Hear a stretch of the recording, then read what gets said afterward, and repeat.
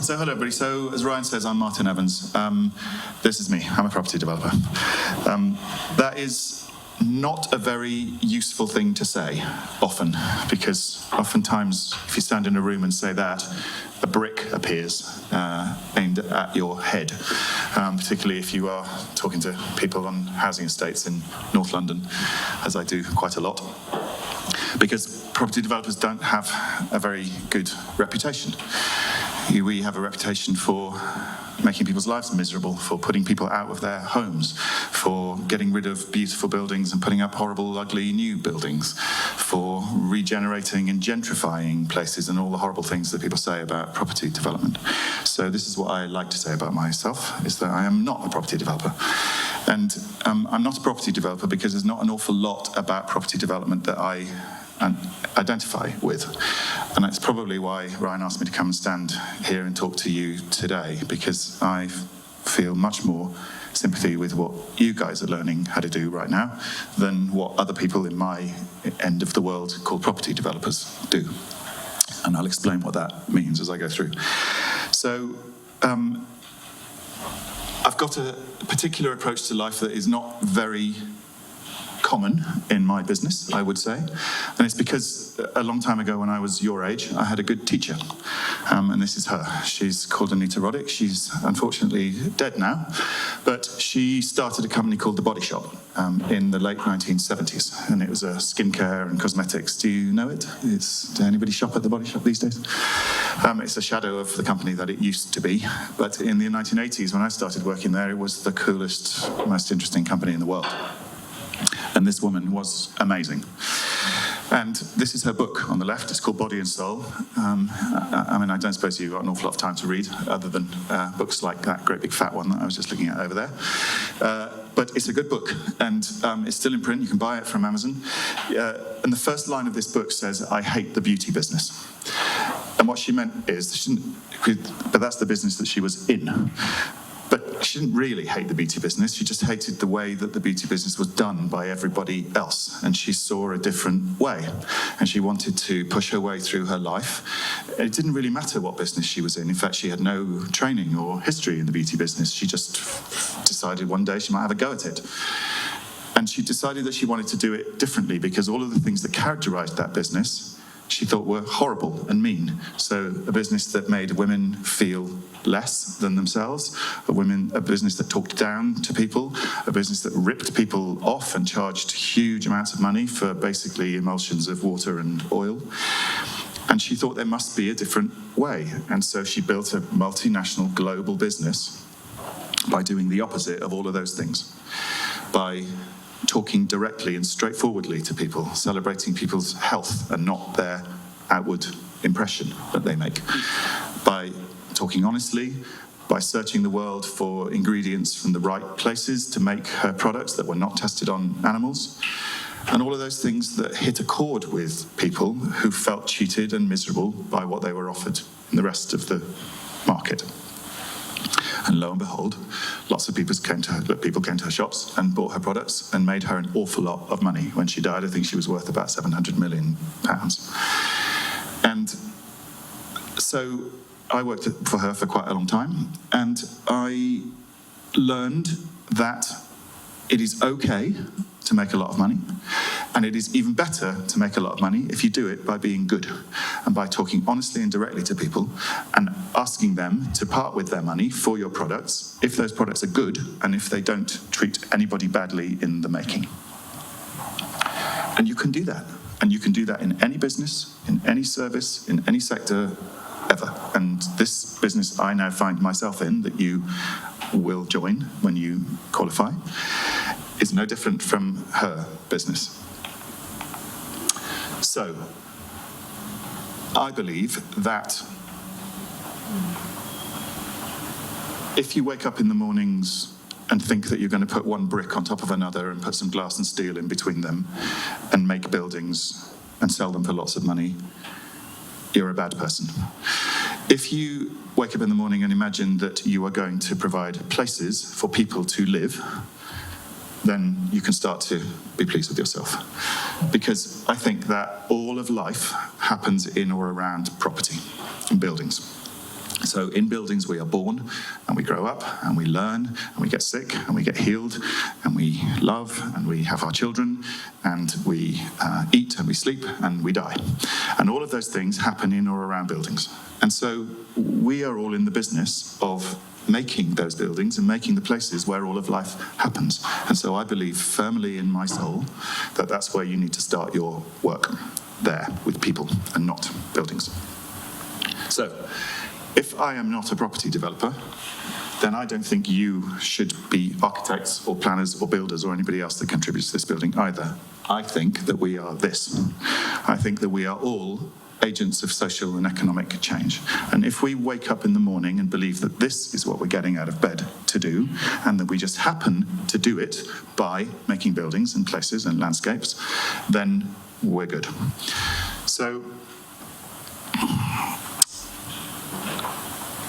and I've believed this for a really long time, but as each year's passed in my very long life, I believe it more and more and more, because honestly, right now, we cannot get it wrong. It is so important that we think this, because the world is messed up more than we can ever imagine.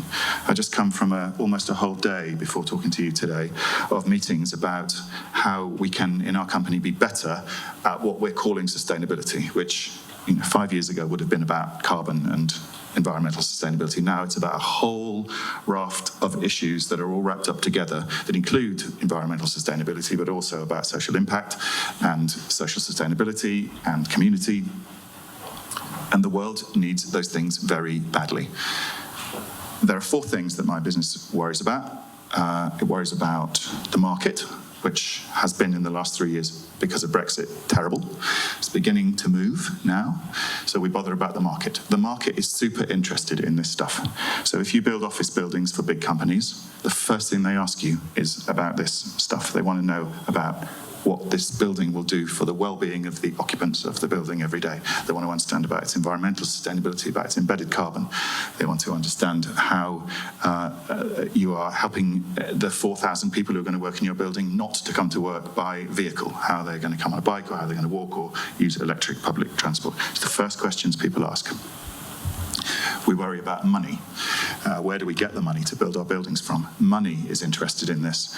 Money, people, big funds, big pension funds are interested in the fact that unless we think about these things, our buildings won't sell. And if they won't sell, they won't make their money back. So they're interested. Communities are interested, more so than ever before. You only have to look at the spectrum of Extinction Rebellion on one end to very small activist groups who bother about the fact that their housing estate is about to be demolished, to understand the volume of the voice of communities in shaping what we do. Terrible things like Grenfell have a huge impact on that. After Grenfell, we are never going to not be able to listen to people again. Terrible that awful thing had to happen for me to be able to say that, but it's true. And so the world around us that enables me to be a property developer and you to be architects is being driven more and more every day by this. And unless we get with this, we're nowhere. So I started my career in property, as I was telling Ryan before we started, in Brick Lane. Do you know this place? It's called the Truman Brewery. In the mid-1990s, Brick Lane was nowhere land. It was a street of Indian restaurants, so it was very busy on a Saturday night, people just going out for a curry. And there was one bagel shop at the top where if you had been out clubbing until 4 o'clock in the morning and you might be a little bit worse for whatever wear you had chosen that night, going to Brick Lane to buy bagels was the thing that you did, but there was nothing else there. Spitalfields Market was a miserable, grim, five-a-side football pitch place. And so right next to the most expensive real estate in the world, at Broadgate, was this sort of slightly miserable Spitalfields Market. And then Commercial Street, which was a no-cross zone, and then Brick Lane, where there was nothing. And the guy who bought this brewery, which is 11 acres of land and 1 million square feet of buildings, bought it for about £5 million, which even then was nothing. And he tried to turn it into a big glass and steel, knock everything down and build towers and make buildings. And nobody would give him the money to do it because they said that Brick Lane was a no-go zone where no one would go. It was too far away from any other part of London, which is insane when it's not far at all.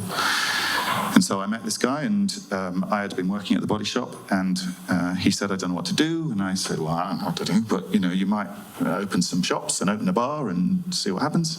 So he said, go on then. So I went to work there for a month, and 7 years later, I left from working there. And, what am I going to show you? And from an empty, miserable set of buildings, 21 buildings on 11 acres of land, we started to just open doors and make something happen. And we didn't realise that what we were doing was being property developers, because if you're a property developer, you go to the bank and you earn lots of money. You get lots of money, and you send in the diggers, and you knock buildings down, and you hire an architect to make big, glorious new glass and steel buildings, and you put them up and you rent them to people. But we didn't have any money, and we didn't have any capacity or understanding to go and hire architects to do that. So we just gave a broom to somebody who came along and said, oh, I'll open a bar. So we said, here's a broom, go and clean that space out. If you clean it out and you open your bar, we won't charge you any rent for the first year. And when you start making some money, we'll do a little deal with you, and you'll just take a cut of your rent. And then as the place grows, you can just give us a bit more rent the more money you take. And we did the same with shops. And so the first thing we did was open a row of shops at what's now called Dray Walk, but it was literally an empty, just miserable empty buildings. And I think in those retail units there, in each one, there were probably 3 companies, 3 retailers who went out of business before the 4th had enough customers to make it work, because nobody knew that this was any kind of retail place. And it's unfortunate for those retailers who were the brave early pioneers, but, you know, that's how it goes. They didn't pay any rent, and they did incredibly cheap shop fits, so, you know, it wasn't too bad. But over time, as there was a critical mass of retailers in that place, people started to come, and it started to get a bit busy on Saturdays, and then a little bit busier on Sundays, and week by week by week. They felt like a community, and so together there were about 5 or 6 shops first up this street. They started to do things together, so they pool a little bit of money and maybe have a festival with some food on a Saturday morning. And so that kind of collaborative enterprise between the landlord and the tenants, to all understand that we're all in the same boat trying to change a place.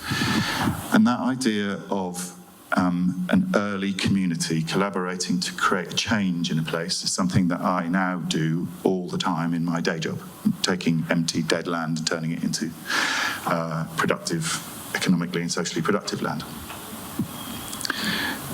And it informs the long-term formal development all the way through the process when the money does arrive. And so it's a model that is people-centric, that is small business-centric, that's community-centric. Unfortunately, it takes a long time. And so we haven't quite got to the point where this development here at the Truman, that is now 20 years on, 25 years on since I first went there, is now an amazing, extraordinarily valuable piece of real estate. But it's taken a very long time to get there. And we haven't quite worked out how, if you are a developer that needs to get in and invest your money and develop and get out and pay your investors back in a shorter space of time, quite how you do that, but working on it. This is Smithfield Market. Do you all know where that is? It's just, in fact, near Farringdon Station. It's the meat market in London. This is the western end of it, so it's looking up towards the Barbican. Smithfield Market has been a market in London for 1,000 years. So this is what it looked like in the 1950s, a set of Victorian buildings that were put up to house a wholesale meat and poultry market.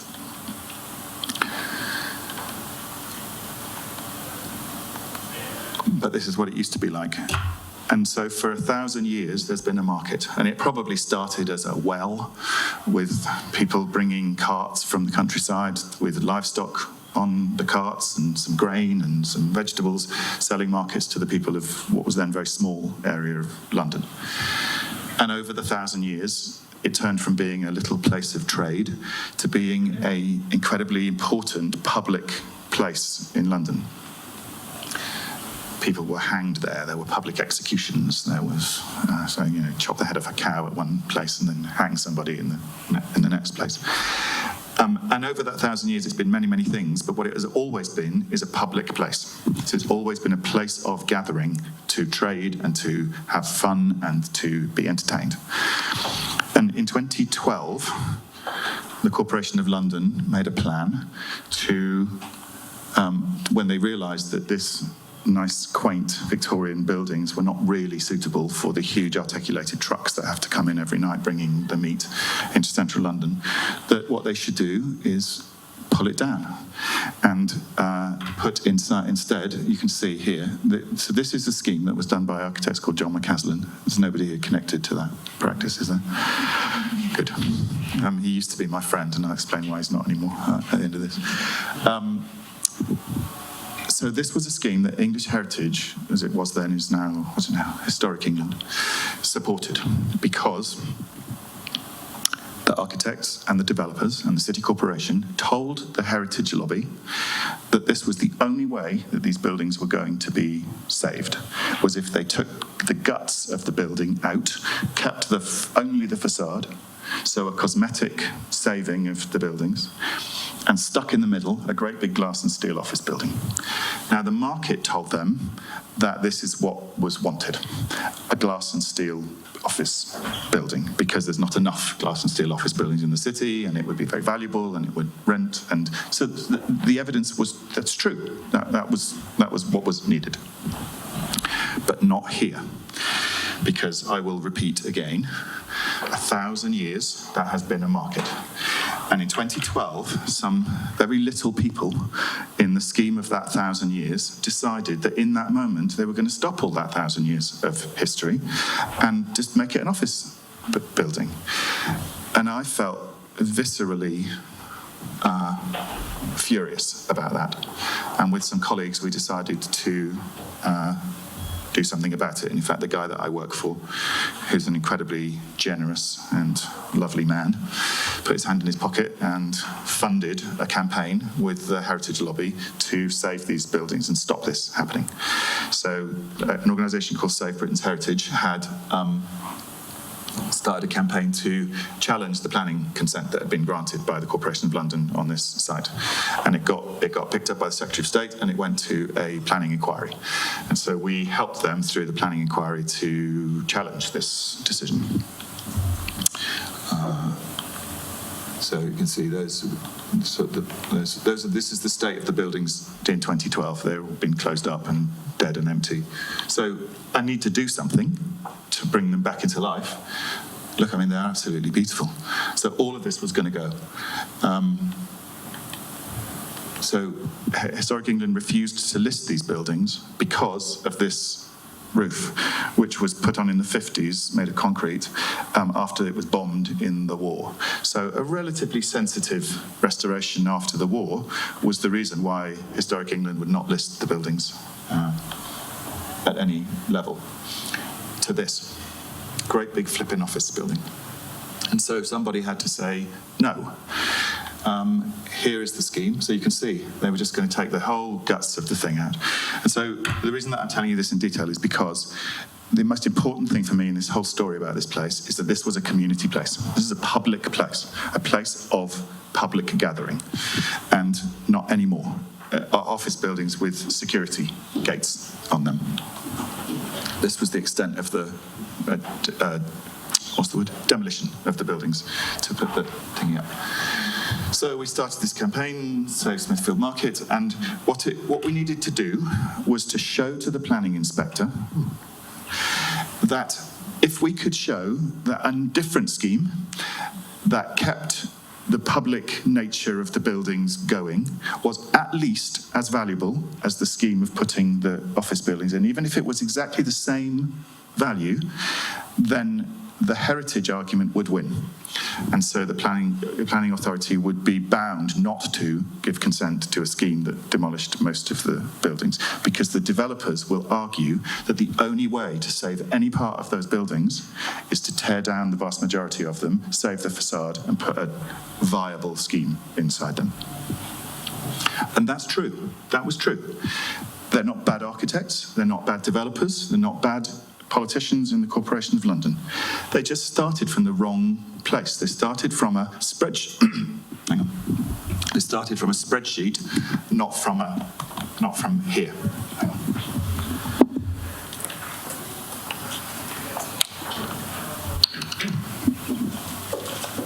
Sorry.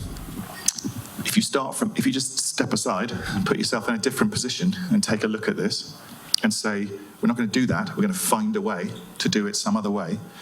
So we gathered a group of architects, a group of agents, a group of engineers and cost consultants, and we put together a development team to redesign this scheme into a public place. And we worked out in a great big fat set of files that look like that you could do that we could make a scheme that would pay just as much as, in fact, it ended up being more. It'd be more profitable than a glass and steel office building. And we went to the planning inquiry and we gave evidence and we won. In the meantime, we had some fun. I hired 100 Lady Gaga lookalikes to walk across Westminster Bridge yelling about you'd have to be Gaga to tear down Smithfield, and it got in the papers and helped. In fact, what happened then is that because the planning inquiry went against the developers, they threw their toys out of the pram and walked away from the scheme, and the City Corporation gave them their money back, and it sat empty for a couple of years, and then they just completed the process last year to appoint the architects to redevelop it, to put the Museum of London into the marketplace now. So what's going to happen now is a properly public development of those buildings, and it's going to have a new life in its 1,000-year history as a continuation of it being a public place. So my point to you is, you mustn't just accept what the spreadsheet tells you. You need to stand aside from a brief and challenge, always challenge a brief and say, why are you doing that when you could be better, not as good, better by doing this. Stanton Williams? Is it Stanton Williams who's doing the... And Asif Khan, yeah. Oh, so there is the lovely concrete dome. So, how long have I got, by the way? When do you want me to shut up? Keep going, right, okay. So this painting was painted in 1911. And it's of a factory in West London in a place called Hayes. Anybody live anywhere near that? It's way out west of London, past Paddington, out towards Slough. In 1911, when this picture was painted, it was a farmland. It was properly outside of London. It's now in the London borough of Hillingdon. And this factory had been built in 1905, so it's only 6 years old, and already it was that big. And it was an American company that came from Cleveland, Ohio, to build, make typewriters and gramophones. You know, those old wooden boxes with 78 records that you wound up with a big trumpet on the top. It was called His Master's Voice, which became HMV eventually. These handsome men and one lady, no different than today, by the way, in property development. If you lined up a load of property developers now on the site with a spade, there'd be nine men and one woman. This is in 1905. These people are all from Cleveland, Ohio, who came to Hayes, and with that silver spade, which I've got in my office actually now, dug a hole in the ground and started building this factory. And they built the new works of the Gramophone and Typewriter Company Limited, and in 20 years, in 1930, 25 years later, in 1931, it looked like this. Huge industrial conglomerate place. And here was invented electronic music playback equipment. And so they changed the name of the company, called it Electronic Music Industries Limited, EMI, and this was EMI's global headquarters. It was where stereo was invented, it was where vinyl was invented. It was an absolutely huge global powerhouse of innovation and industrial development. This is what it looked like in 1930. It was rooms where they were building really expensive and beautiful pieces of furniture with the latest technology in it. The men worked all in one room and the women all worked in another because they didn't trust them to work in the same rooms. They made radios, they turned television into a consumer product, they made lighting, and every Beatles record that was ever pressed in Europe was pressed here at the All Vinyl factory. It was 150 acres of factory, 22,000 people worked there in 1965. And in the 1980s, when people stopped buying records and started buying CDs, it started to fail. And so they started to close the factory down and they started to sell off the land. And in 2011, when I first went to this site, it was just that red line around a little triangle there. It had gone down to about 20 acres from 150 acres of factory. It had been owned by two property development companies who had understood that they're in West London. I've got a pointery thing on here. Oh, look at that. So Paddington Station is about there. Heathrow Airport is about there. And all of this area around here is all global HQs of big businesses like Microsoft, Canon, Fuji, Honda. All those companies have their big headquarters there. So this part of London, very near to Heathrow, very near to the M25, very near to the M4, is a really popular business location in West London.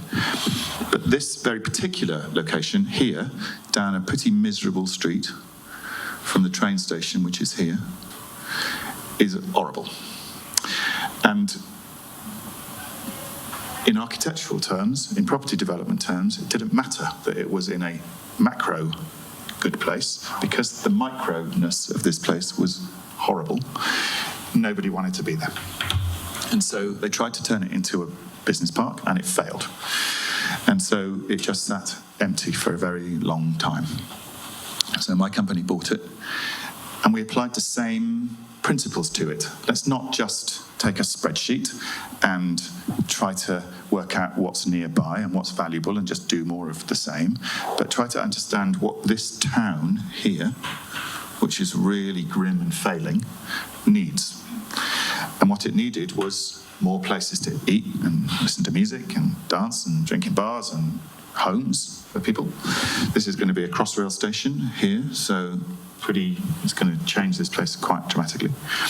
But the planning policy on this site here was all industrial, was all business location, because you can see this town here is all residential up here, the main transport hub in the south of the town, and then the light industrial area is all here.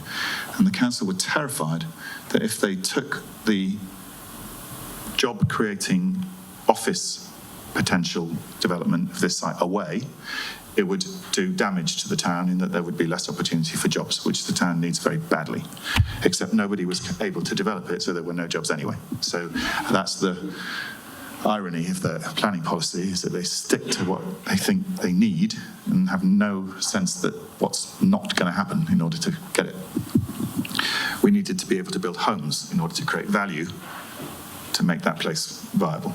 And so if you start from the point of saying not just the market says we need office buildings, but you start from saying what do people want, what do the people of this town want, they want that to be an extended part of the town centre, and in a modern town centre there has to be people living, people working and leisure. So we had to persuade the council that half the site could be developed out to residential. They were very anxious about it. And so we said, okay, we'll show you how the amount of jobs that you think you can get on all of the site, we'll get on half the site. And if we do that, can we have the rest to resi? And they said, yes. And then we went away very happy from that meeting. But then, of course, we had to do it. And that was a whole other thing. You can see that most of the buildings here are single-storey, what do you call them?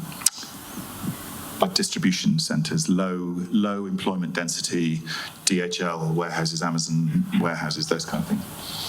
But these old buildings here are tall 5, 6 and 7 storey office buildings, which didn't work. So we had to take all of the experience of nobody wanting to put their businesses here and try to find a way of making those buildings work so that we could let them. This is what it looked like.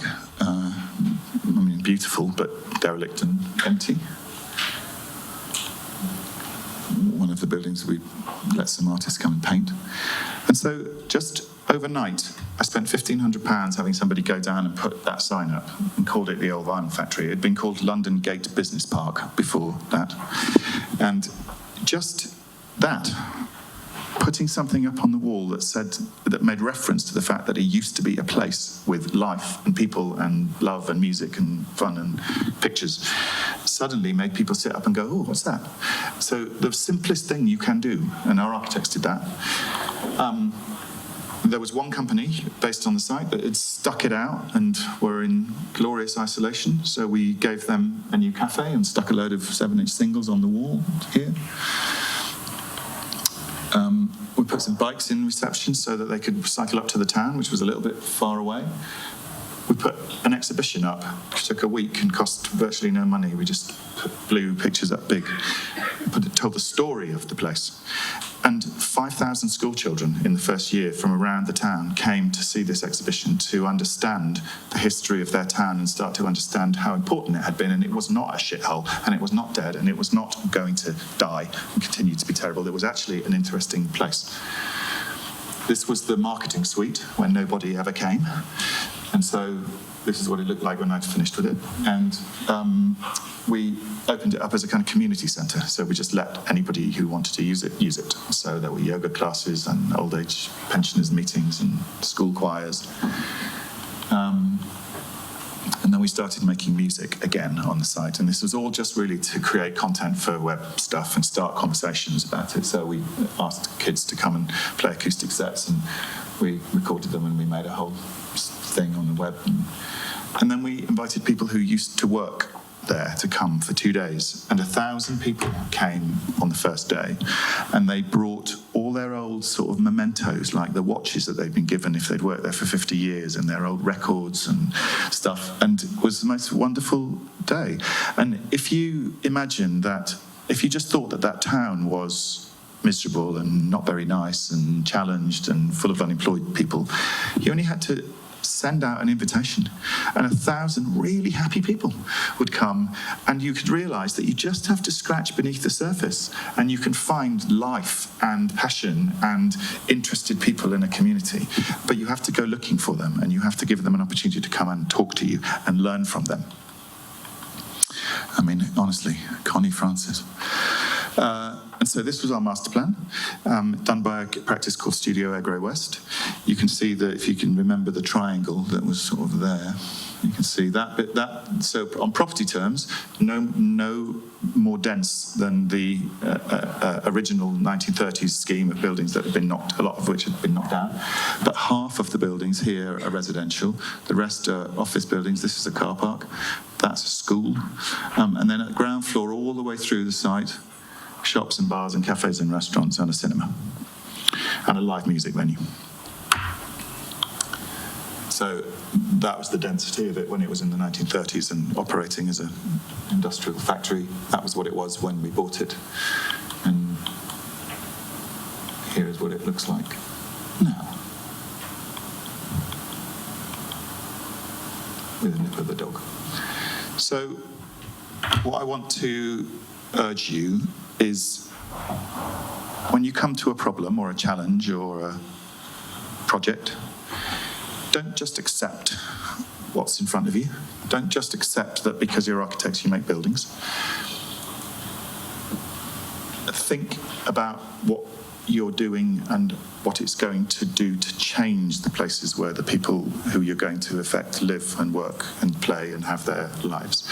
And if you write at the top of every sheet of paper every day that you are this, you will draw different things, I promise. So my finishing slide is saying, be this, please.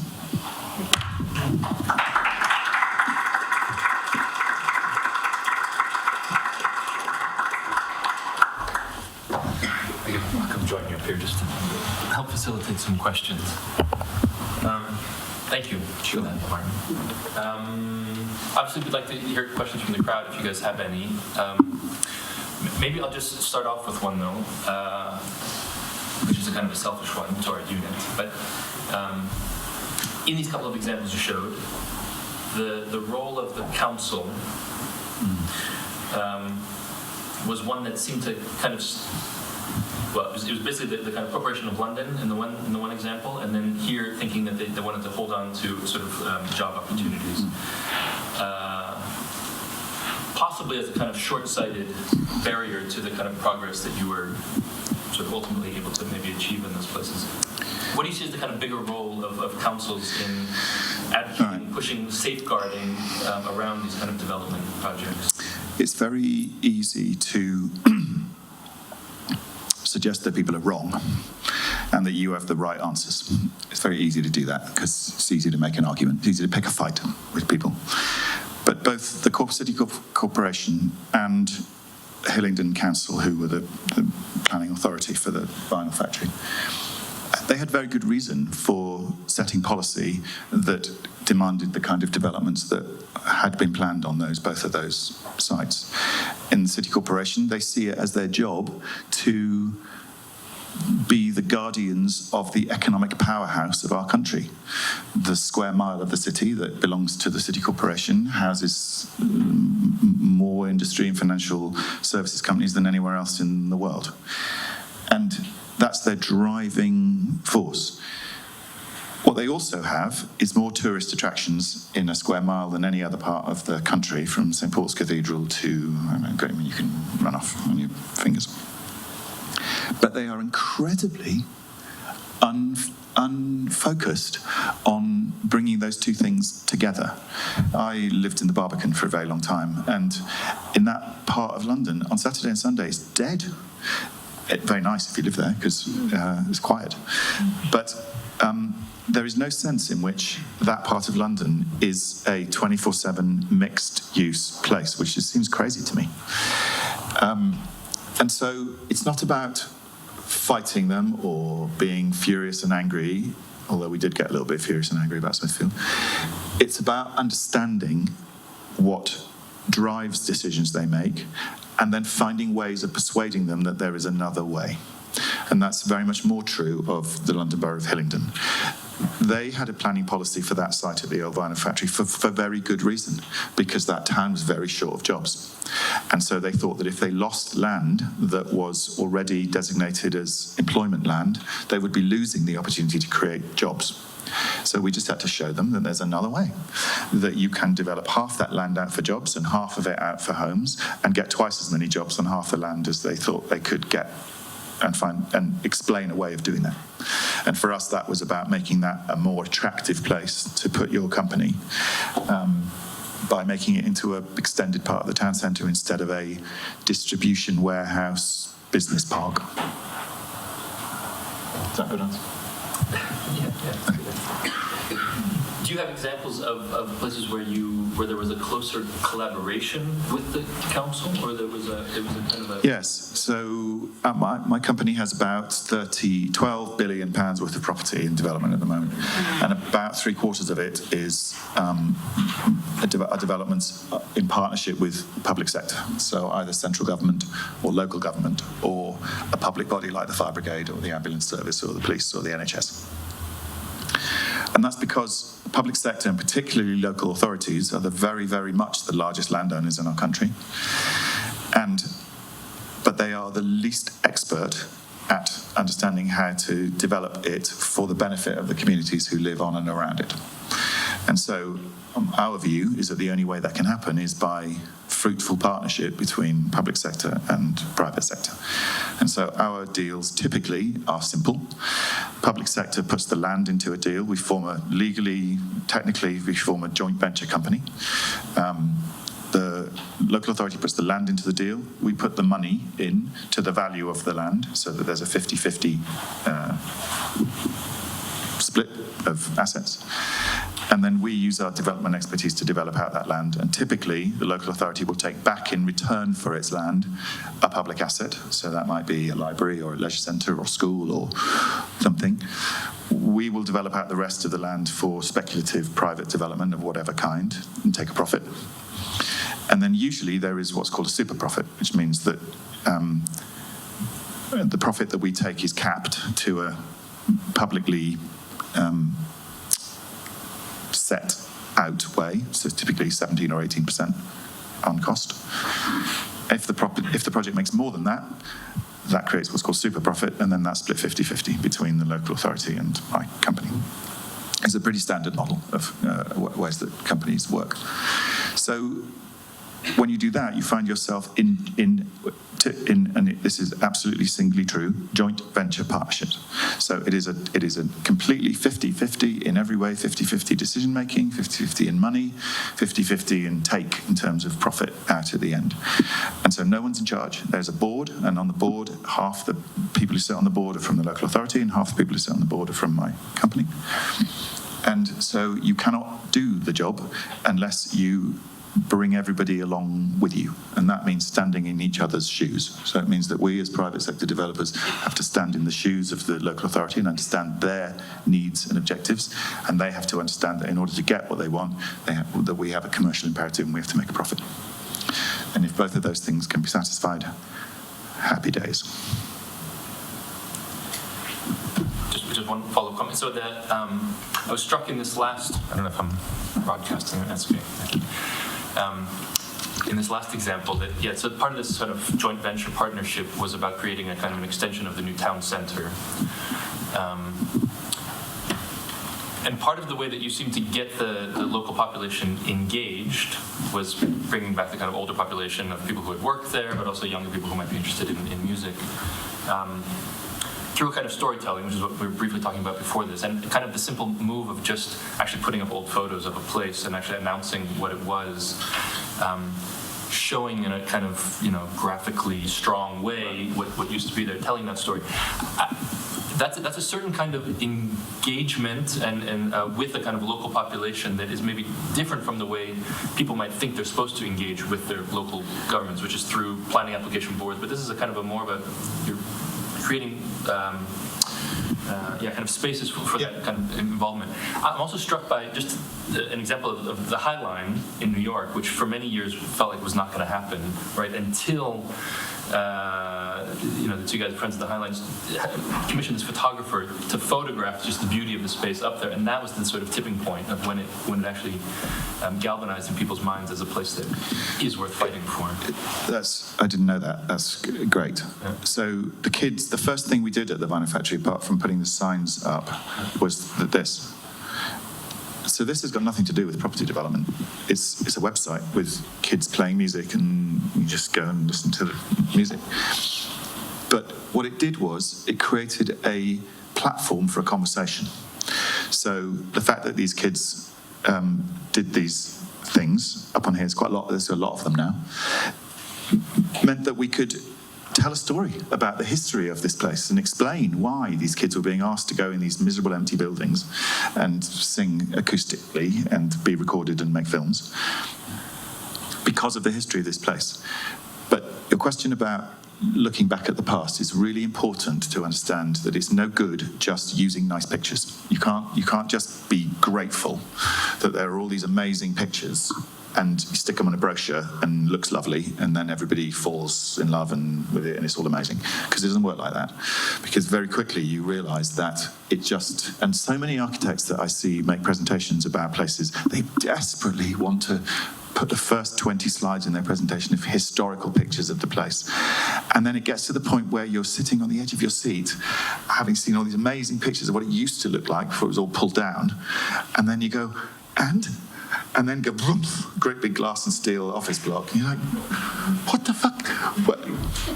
So we have a scheme in Brighton, and we did a competition. We don't do many competitions because I don't like them. I just think they're a waste of people's energy. But we did a competition. and 4 architects' practices, and the first 20 slides of their 400-slide presentations were all the same, because there weren't that many pictures on the internet of the history of this place, so they just all used the same pictures, and they showed this thing, and it was all about how in Brighton, the little windy streets are little windy streets because originally when the land was farmland, the land was laid out in what's called lanes, which doesn't mean a lane, it means a strip of land that a peasant farmed in the 14th century. And they were just these long strips of land, like allotments. And they were called the lanes. And the streets in Brighton, in that part of Brighton, sort of follow the path of the little windy bits of land. So these architects would say, oh, Brighton is really famous for these lanes, and that's why it's called lanes, and they're little windy streets. Anyway, here's a great big glass and steel office building that we're going to give you instead. And one practice said, and so we're going to do little windy streets and make really glorious, gorgeous, lovely, windy little things. And you go, great. And they got the job, and we built it, and it's finished and done, and it looks like other places in Brighton. It's contemporary buildings, but it looks very much like the other parts of Brighton. We had to fight like hell with the council to get them to agree for us to put narrow streets, because, of course, the rules tell you in planning that you have to put so many metres between windows on a street. But we showed that in Brighton, the most expensive properties are on the narrowest streets, and therefore people must want them. And so the planners, very good, they agreed and broke the rules. But the history thing is, why I tell you that is because the history thing is not just about using lovely pictures to decorate your presentation or even to inspire you aesthetically. It's about understanding what happened in that place and what you can do to perpetuate that thing that happened. And so that's my story about Smithfield, about understanding that that place was a public place in London, and so it cannot not be. It's got to be a public place forever. And so that's where you start. In Manchester, I have a great big site, 25 acres. It's derelict. It's exactly like the vinyl factory. It used to have a mill on it in the 19th century, in the Industrial Revolution. And that mill made cotton, but it made very cheap cotton, really the cheapest clothing cotton imaginable. And cheap cotton is not white. It is muddy, almost brown. And so whenever it was printed with a design, it was never colourful, because you print bright red onto brown, it just looks muddy red. And so poor people who made their clothes out of the cheapest fabric had miserable coloured clothes because the fabric didn't allow them to be brightly coloured. The guy who had the mill on my site invented a way of cheaply bleaching cotton. I'm sure he killed a load of children in the process, bleaching the cotton. But he worked out a way of making cotton white, which meant that you could then print it with bright colours. And suddenly, very cheap clothing could be very colourful. And it transformed the world there in Manchester. And so the inspiration that we take from that is not colourful printing, but the use of technology in 1830 to change people's lives. And so how can we be inspired in 2021 to use technology to change people's lives? And if you can work out how your architecture can do that, then you can draw a straight line right from Thomas Hoyle in 1830, putting his mill on the site, bleaching cotton, printing it in bright colours, changing people's lives, to some digital craziness in 2021 that changes people's lives. Now, and what buildings do we have to make to put that in? And if you can continue that line, you're doing a good job.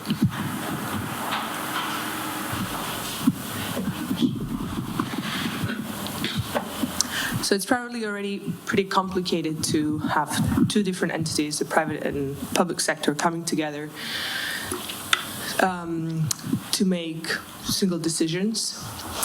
And these decisions ultimately affect a third party, which is the public and the community.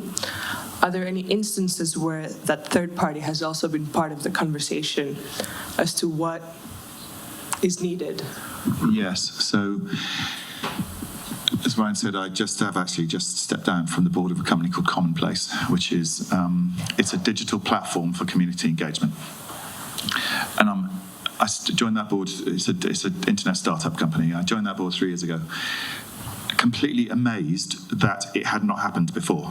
That in public consultation, in property development, or in architecture world, people still stand outside a village hall on a Sunday with a clipboard asking people, do you like this or not, and ticking a box.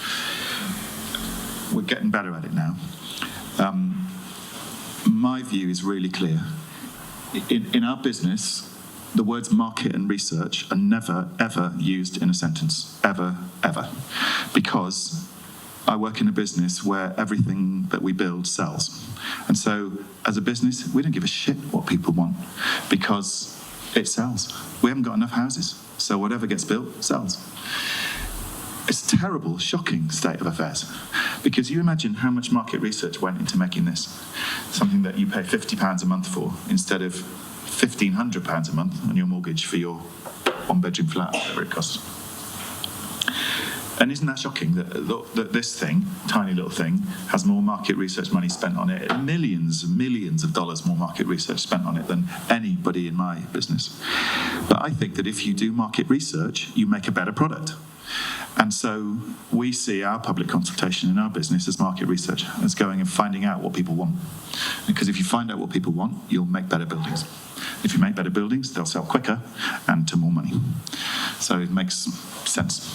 So it's about understanding that, again, it's about stepping aside, stepping into another pair of shoes and looking at it from a different way and seeing those people not as people who you have to check in with to check that they're okay with what you're doing, but to ask them what they want and help them to understand how to talk to you, help them to understand how to communicate with you, to get out of them what they want. Because more and more and more, if you don't do that, you're going to be in trouble because they'll stop you.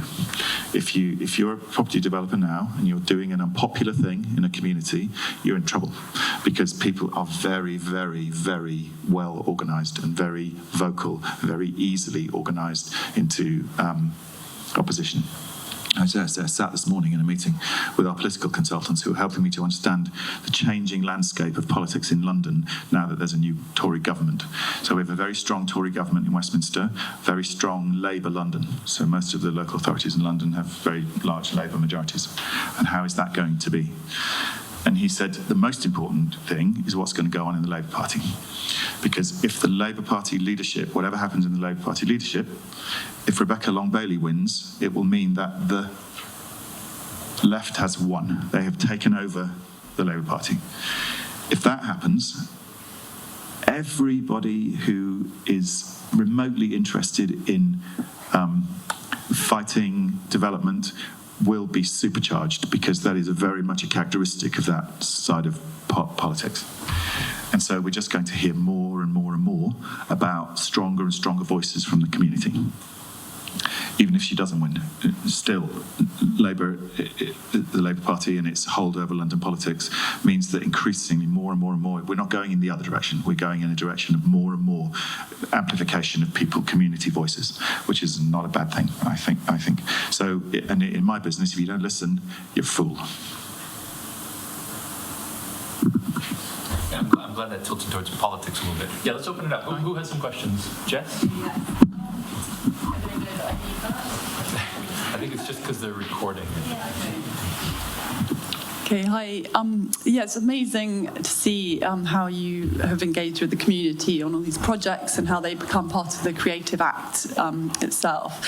So I was just wondering, once you've delivered the project, how you can kind of maintain the involvement of community in the long term so that that kind of social sustainability continues.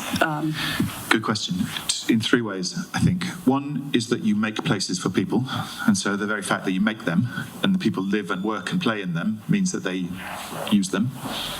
If you're asking people, can I come to your town and build a great big load of glass and steel office buildings that you're not allowed to come into, by the way, that'll have really lovely cafes on the ground floor only for the people who work in them, and you have to have a pass to get even in the car park, is that all right? Even if they grudgingly say, okay, all right, there's no engagement and nothing, no connection afterwards. They can fuck off then when that's done. If you make places that are for people, they use them, and therefore then they vote with their feet. But But what's becoming more and more important in our business is post-development research. So do you go and ask people when they move into a block of flats, how is it? And again, same thing. How do we not want to learn? You sell 200 flats to people, don't you want to ask them, are they all right? Because I don't want to do it again if it's wrong. And I can't understand why developers won't want to do that, because they're arrogant and lazy, but wrong. So, yes.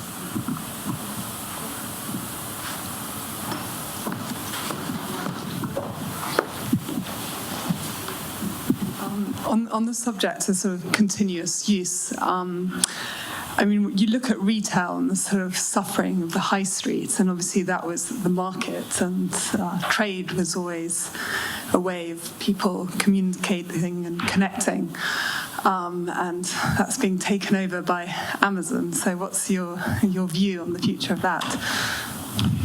A very good friend of mine is a chap called Ross Bailey, who runs a company called Appear Here.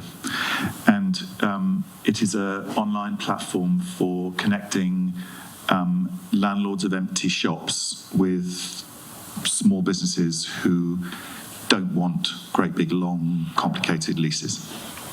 He hates the word pop-up, but it's sort of that. He tells me that on their site they have 6,000 at any one time, 6,000 empty shop units in the London region, and 130,000 people looking for opportunities to use those shops to try out ideas. And he says, I don't need to say any more than that. That retail is not remotely dead. It's just not being served by property, and it's not being served by the property industry, and it's not being served by the planners who want to create places that are not economically sustainable. So I've just moved back to London from living in Devon for 3 years, which was quite an experience. But I lived in a town called Exeter, which is the capital county town of Devon. It's relatively a big city in that part of the world. It's relatively affluent. And I lived right in the centre of the city. And when I came out of my front door, I looked to the left and I had a Debenhams store, and to the right and I had a House of Fraser, both of which are going to close. That's nearly 300,000 square feet of retail property in a small city. It's going to absolutely devastate that town. But the problem is that the people who own those shops, one is the Crown Estate and the other is a pension funding from Canada, have no idea what to do with them now. They just think that the world has ended and it's all over. And it's because they don't employ the right people who imagine what they could do with those places. And they're not prepared to experiment because their business models don't allow it. And so they're going to have to change, or else they're going to be left with great big, huge, empty, purpose-built buildings that are not fit for purpose anymore. I think also that we have to remember what high streets were for. So high streets were created because people needed to come to a well to collect water every day for their homes. And when they came to the well, they gossiped. And so there were women mostly, while the men were out working in the fields, gossiping and doing their daily sort of thing, collecting their water. And then the person with the apples decided, oh, that's a good place to come and sell some apples to some people. So they brought their basket of apples, and then the man with the pigs came, and so it became a place of trade. We have to remember why people gathered in those places in the first place. They gathered for essential needs. So they gathered for water and for the food to eat that they couldn't get anywhere else. So we have to ask, why do people gather today? So they gather to take their children to school. So why are we putting schools on the edge of towns, miles from anywhere? So we should be putting schools, turning Debenhams shops into schools. There goes the doctor. So why are we putting doctors' surgeries on the edge of town, so you have to take a bus or park your car in a car park? Why are we putting doctors' surgeries in Debenhams, in the high street? A&E departments, why are they outside? Why don't we put those right in the middle of the high street? We just have to find new things that people want to do, because in the end of the day, it's easy to click on Amazon, But unless you're a really weird person, you still want to talk to people, you still want to meet people, you're still human, you still want to interact with people. And we've got to find ways of reviving and thinking newly about why people want to come together in a daytime, in a public place, and do stuff. Not, how do we hire a face painter to make more people want to come to this shop on a Saturday morning and sell things that people don't want.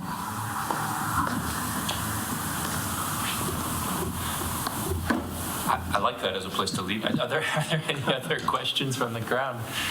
Anybody else? All right. Oh, is there something over? Yeah, Bonnie. Hi, I have a bit of a specific question and a broader second one. I also really liked the signage idea, how you, I guess, in a one night decided to put the sign up, which costed £15,000. No.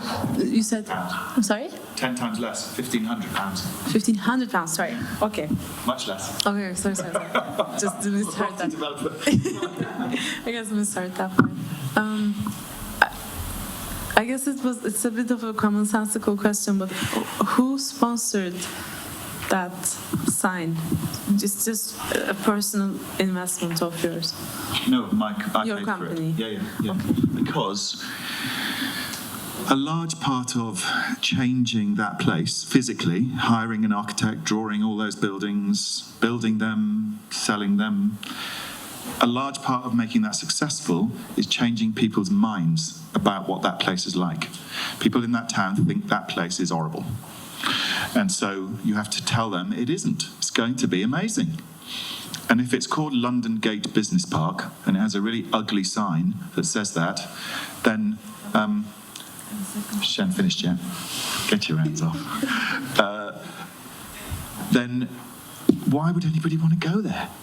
If you call it the old vinyl factory in a big sign and then you start to do stuff that's colourful, people want to come. And you change people's perceptions of a place. Okay.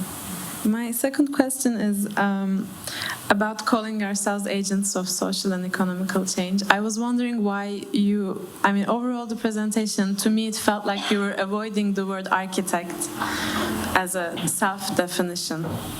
But I guess you don't think that agents of social and economical change and architects are mutually exclusive? No, they're the same thing. I wasn't asking you to stop calling yourself architects. Okay. I was suggesting that you just think of yourselves differently.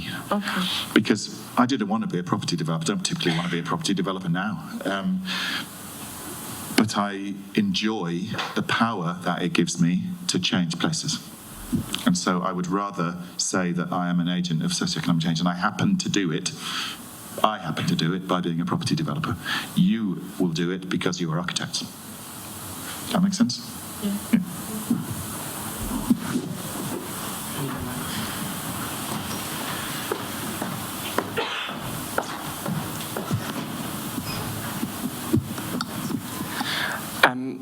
I was just wondering, for the kind of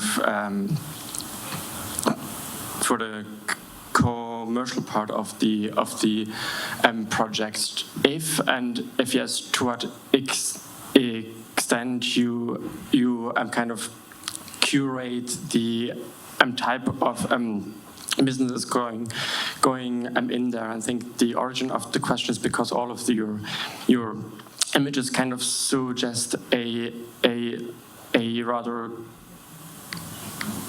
creative crowd going there. So yeah, that's true. Let me show you. So at the old vinyl factory, we had